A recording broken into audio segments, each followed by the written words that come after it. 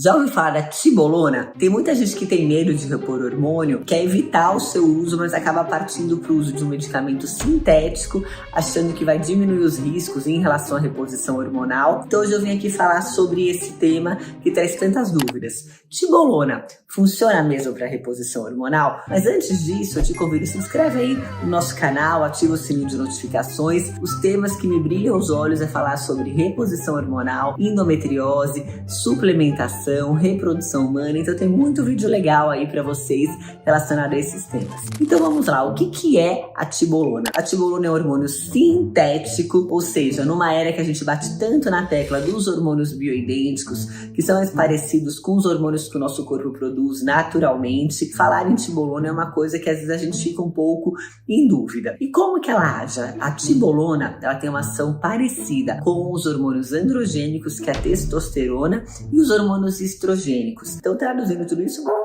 como faz a função da tibolona no nosso corpo? Então, ela é um hormônio sintético que ela pode ajudar na libido, na saúde óssea e na lubrificação íntima. E a grande vantagem da tibolona é que ela não altera a densidade mamária e nem espécie endométrio, coisa que os hormônios que podem causar até mesmo os hormônios bioidênticos. Por isso que a tibolona, em casos muito selecionados, pacientes que não querem fazer a reposição hormonal propriamente dita na forma de gel ou na forma oral, que é uma via que a gente pouco usa, e querem usar uma alternativa aos hormônios propriamente ditos, a tibolona então pode ser uma opção. A tibolona então ela é produzida pela indústria farmacêutica, a gente não manipula, e ela pode ser utilizada na dose de 2,5 ou de 5 miligramas. Mas como eu falei anteriormente, ela é um hormônio sintético e utilizado na forma via oral. Qual é a grande desvantagem de se usar hormônios sintéticos e principalmente na forma via oral? Então a primeira delas é que é uma dose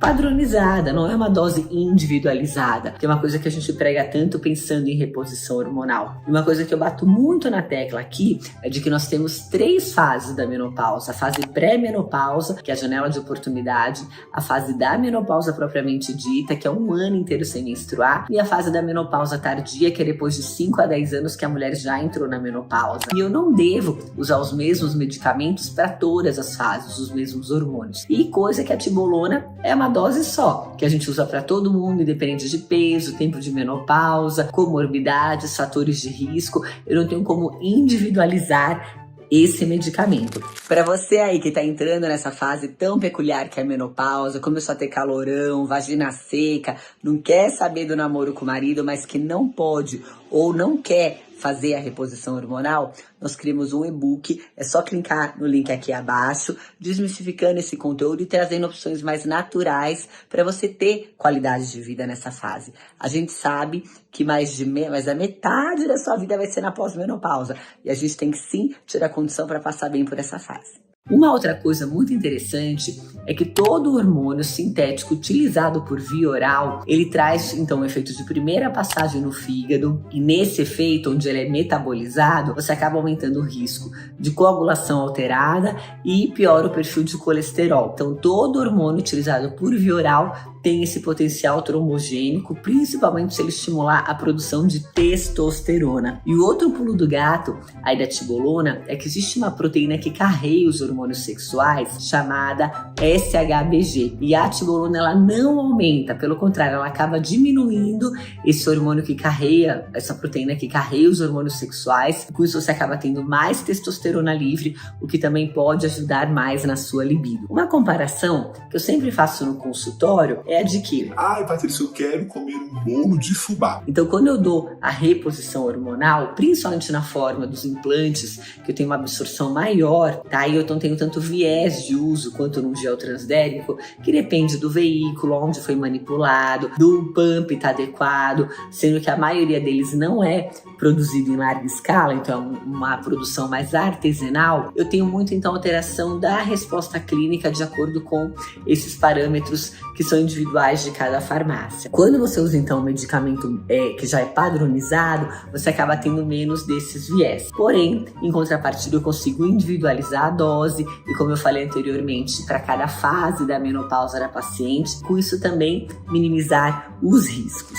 E falando então em reposição hormonal, que tá em mais em alta de tudo, gente, é o que a gente tanto fala da individualização. E o que eu sempre brinco com vocês, hormônio para quem pode, respeitando as contraindicações, hormônio é para quem merece, tá? Sabendo que ele vem junto com o estilo de vida saudável, alimentação regrada, atividade física, e que o hormônio sozinho não vai fazer milagre. Muita gente que tá aí ainda acredita no chip da beleza, e para quem precisa. Então, quais são as pacientes que têm indicação da reposição hormonal? Ondas de calor, desejo sexual hipoativo, que é quando eu tenho uma queda de libido por um período persistente, atrofia urogenital, que é o nome chique do ressecamento íntimo. Em contrapartida, quando você faz uso da reposição hormonal propriamente dita, você acaba protegendo o cérebro, o coração, o osso, a saúde íntima das nossas mulheres. Quando você usa alternativas à reposição hormonal, como no caso da tibolona, a gente não tem tão comprovado o seu benefício sobre a saúde cognitiva. A gente sabe que existe alguma proteção cardíaca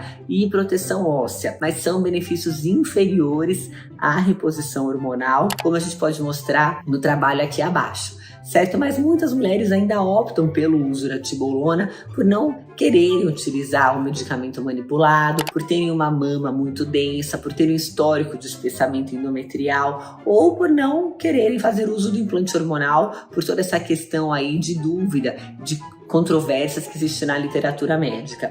Mas como eu sempre falo, inclusive em consultas médicas, a diferença entre o elixir e o veneno está na dose e no tempo que é introduzida essa terapia hormonal. Então é óbvio que você vai ter um olhar diferenciado para a mulher em cada fase da vida, uma mulher que tem um peso maior, uma mulher que tem um peso menor, uma mulher que tem comorbidade, que não tem comorbidade, uma mulher que é tabagista e que não é tabagista, porque muitas de fato não podem fazer uso do hormônio, tendo em vista hábitos de vida inadequados, comorbidades dessas pacientes. E a tibolona acredita-se que pode ser uma opção mais saudável, mas na prática, por ser um hormônio sintético, a gente fica mais amarrado aí no seu uso. Ainda é um grande tabu a reposição hormonal e eu fico muito triste pessoalmente. A gente sabe que a ciência não é para ter nenhum envolvimento emocional, mas já que é um bate-papo aqui entre amigos, quando uma mulher deixa de se beneficiar da reposição hormonal, tendo visto o medo, o preconceito, o desconhecimento,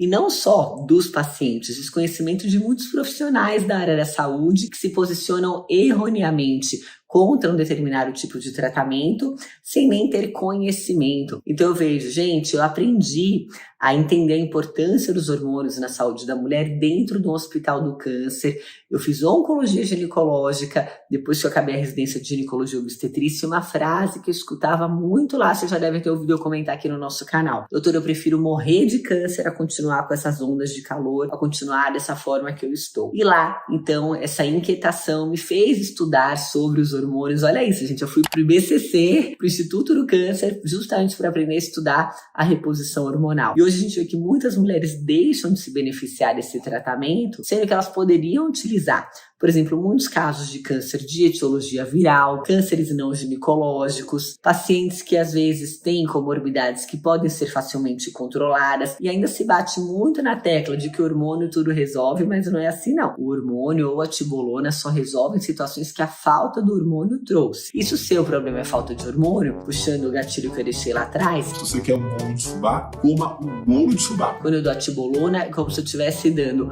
o fubá, o ovo, a farinha, vai para casa, faz o bolo e se vira para me trazer. Então os efeitos terapêuticos acabam sendo bem diferenciados em relação à hormonioterapia propriamente dita e a tibolona, alguns fitoterápicos, por exemplo, derivados da soja, o trevo vermelho, outros medicamentos sintéticos, antidepressivos. Se a gente vai colocar na balança, os efeitos terapêuticos da reposição hormonal, que seria o bolo de fubá, são muito melhores. Eu adoro falar desse tema, eu vou deixar aqui o espaço abaixo à disposição para a gente bater um papo, trocar as experiências. Nos sigam também nas nossas redes sociais, o nosso Instagram DRA Patrícia Bretes, e eu tenho imenso prazer em ter esse contato íntimo aqui com vocês. Um grande beijo e até o próximo vídeo.